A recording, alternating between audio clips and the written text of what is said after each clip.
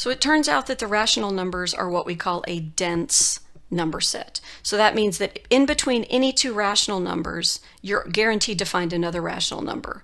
And so in between any two numbers, you can have an infinite number of rational numbers in between. So they're all packed in there really tightly. They're very dense. There's an infinite number of values in between any two values on a number line if you're dealing with the rational numbers. So that's a word maybe you've not heard before in reference to math, but it's called dense.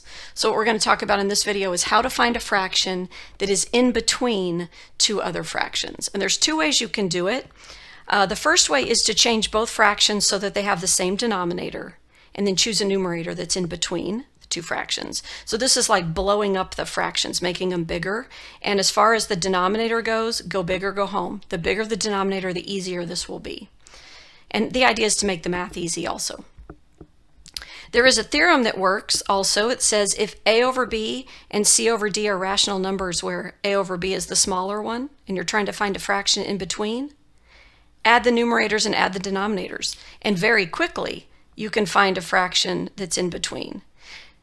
Now the only downside is that this theorem only gives you one fraction that's in between, and most of the time you're asked to find 2 or 3 fractions that are in between. So if you'll pick a large denominator, you can do all of this with number 1. You can figure out a bunch of fractions in between.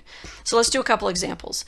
This says find 2 different fractions between 1/6 and 2/6. And we're going to do it kind of both ways. So the first way is we're going to change the denominator. And I don't want to change it to a small number like 12 or 18. I know those are multiples of 6, but go big or go home. Like pick 60 or 600 or 6,000. You'll have tons of options. It'll be really easy. It'll make the math easy. So I don't want to go too obnoxious. I'm just going to go to 60. I'm going to blow up this denominator pretty big to 60. So how could I make 1/6 turn into a fraction that has 60 as the denominator? Well, you multiply by 10. So if you multiply top and bottom by 10, another way to say 1/6 is 10/60. So keep that number in mind. And then we're also going to look at 2/6. We're going to write it so that it has 60 as the denominator. So again, we would multiply by 10, and you're going to get a numerator of 20. So we're trying to find 2 different fractions between 10/60 and 20/60. And can you see there are a whole bunch, like 11/60, 12/60, 13/60, 14, 15, 16. You go all the way up to 19, but you do need to pick numbers that are in between.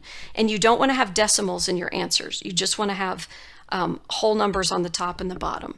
So you could have 11 over 60, 12 over 60, 13 over 60. Any of those would work. And now we've got 3. So we've definitely answered the question. And you could go all the way up to 19 over 60. So any of these, pick 2, and those would work for answers. And actually, you've solved the whole problem at this point. You have found 2 different fractions in between.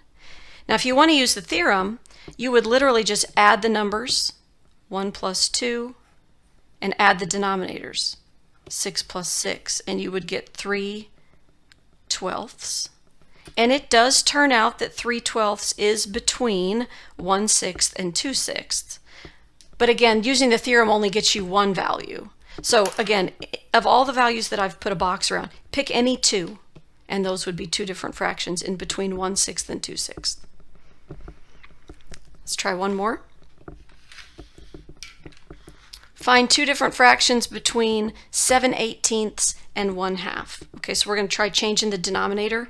I could use 18 as my common denominator, but remember, the bigger you go, the easier this is going to be. So at least go to like 36, or maybe a little larger. I'm going to do 36 for this one. So 7/18. Think about what would you have to multiply by to get 36 in your denominator? Well, you would just multiply by 2. So 14 over 36, that's another way to say 7/18. And then we have 1/2. We want it to have the same denominator. We want it to also have 36 as the denominator. So you'd multiply by 18, and you're going to get 18. So understand these two are not your answers. This is just translating them so that they have, translating these original ones, so they have a bigger denominator so you can figure out what's in between. So what's in between 14/36 and 18/36? Well, how about 15/36 or 16/36 or even 17/36? Any of those would work. But you see how 15, 16, and 17 are between 14 and 18? So you've already got two. If you wanted to use the theorem, you would start with your original fractions, add the numerators, add the denominators, and you would get 8/20. And that would also work as an answer. So again, any of these two answers that you would want to give would be great. So pick a big denominator, and you should be able to knock it out by just changing denominators. You shouldn't need the theorem necessarily if you can do it this other way.